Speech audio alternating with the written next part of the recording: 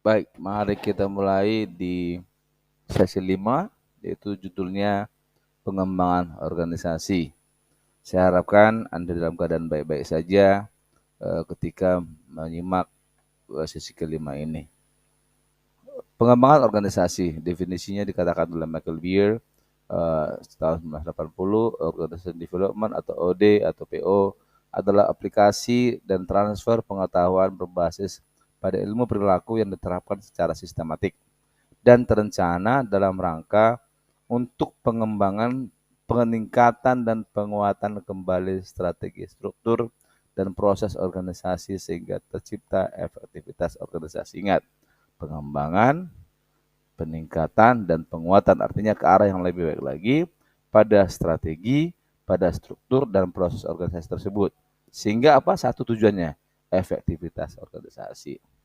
Sebuah proses disebut pengembangan organisasi atau organisasi development adalah jika proses tersebut menghasilkan perubahan pada sistem organisasi baik sebagian atau keseluruhan. Proses tersebut melibatkan proses pembelajaran atau transfer pengetahuan kepada pihak yang terlibat, dan yang terakhir adalah ada bukti, ada keinginan kuat untuk menciptakan efektivitas organisasi bagi klien yang menerapkan pengembangan organisasi atau organisasi development. Apa beda Organization Development atau PO itu dengan disiplin ilmu lainnya, terutama manajemen perubahan. Jadi ini PO lawan manajemen perubahan. Satu, OD atau PO bisa diterapkan untuk perubahan strategi, struktur dan proses pada keseluruhan sistem organisasi satu atau beberapa unit aktivitas tertentu. OD didasarkan pada pengetahuan dan praktek ilmu perilaku terapan, termasuk dalamnya konsep-konsep yang tergolong mikro, seperti kepemimpinan, dinamik, kelompok, dan desain kerja.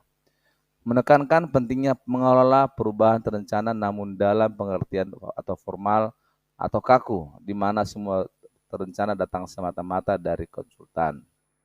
OD bukan hanya sekedar mengkreasi perubahan, tapi juga tindakan lanjutan dalam rangka merekrut, memperkuat hasil perubahan, sehingga perubahan pengembangan organisasi bersifat jangka panjang.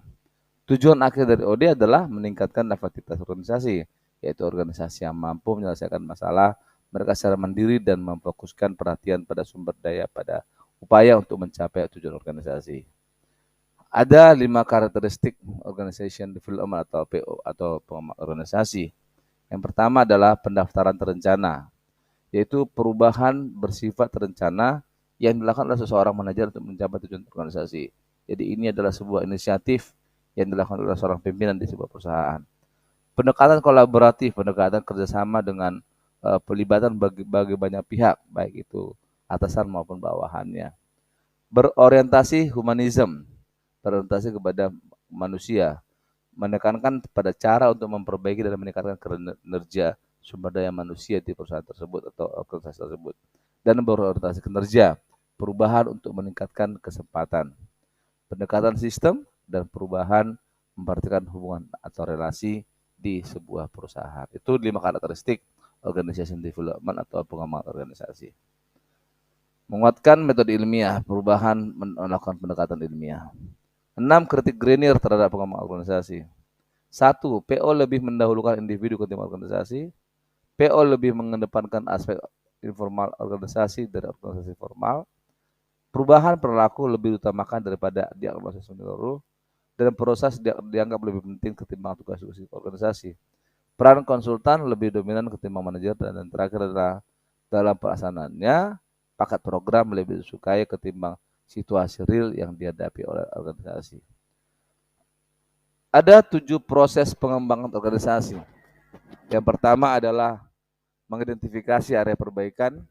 Yang kedua, menyelidiki masalah. Yang ketiga, membuat rencana tindakan. Yang keempat, menciptakan motivasi dan visi. Yang kelima, penerapan atau implementasi. Yang keenam, mengevaluasi hasil awal. Dan yang ketujuh, bagaimana beradaptasi atau melanjutkannya. Jadi ada 7 proses pengembangan dari identifikasi sampai adaptasi atau continuity-nya. Dari perhatikan satu persatu. Tujuan diagnosis, artinya diagnosis harus ada dilakukan kepada pengembangan organisasi. Satu, meningkatkan kapasitas mereka untuk mengakses dan merubah budaya organisasi. Yang kedua, memberikan kesempatan kepada anggota organisasi untuk mendapatkan umpan balik mengenai budaya dan perilaku yang berfungsi sebagai dasar untuk mengembangkan organisasi yang efektif. Yang ketiga, memastikan bahwa organisasi tetap terlibat dalam proses perbaikan berkelanjutan. Dan terus ada 9 tahapan proses diagnosis pengembangan organisasi TPO. Tahap pertama, menginformasikan kepada kita bahwa proses diagnosis dimulai dari telah dini tentang kemungkinan masalah yang dihadapi organisasi. Tahap 2, mengumpulkan data dengan rujukan identifikasi masalah yang telah dilakukan pada tahap sebelumnya. Artinya ini adalah kelanjutan daripada tahap pertama tadi. Tahap 3, 4, dia berbarengan data yang telah dikumpulkan kemudian dibuat kategorisasi, dianalisis dan dipresentasikan kepada klien pada saat sesi umpan balik. Tahap kelima, memastikan bahwa semua data telah terkumpul. Tahap yang keenam, diagnosis masalah bersama klien dan konsultan dan identifikasi masalah. Tahap ketujuh, menemukan tingkat motivasi klien untuk bekerja berdasarkan temuan masalah yang sudah bisa ditentukan. Tahap ke-8, mendesain perubahan. Dan tahap terakhir itu monitoring terhadap hasil perubahan untuk menentukan sejauh mana perubahan yang direncanakan telah tercapai. Ada intervensi pengembangan organisasi. Intervensinya adalah urutan kegiatan tindakan dan peristiwa yang dimaksudkan untuk membantu organisasi meningkatkan kinerjanya. Intervensi desain atau perencanaan tindakan berasal dari hati, diagnosis dan dimaksudkan untuk menyelesaikan masalah tertentu dan untuk meningkatkan daya tertentu berfungsinya organisasi yang diidentifikasi dalam sebuah diagnosa. Artinya ada campur tangan yang di dalamnya. Yang berikutnya tujuannya adalah untuk menetapkan cara-cara apakah yang patut dipergunakan untuk merencanakan perbaikan berdasarkan masalah yang ditemukan dalam proses diagnosa dan pemberian umpan balik. Saya rasa itu yang bisa saya sampaikan di bab sesi kelima ini. Saya harapkan Anda bisa memahaminya dan nanti ada tugas yang diberikan di Anda punya website. Kalau dikerjakan, ingat, tolong Anda sesuaikan dengan pertanyaannya. Karena banyak dari Anda salah memahami dari pertanyaannya sehingga menjawabnya pun menjadi keliru.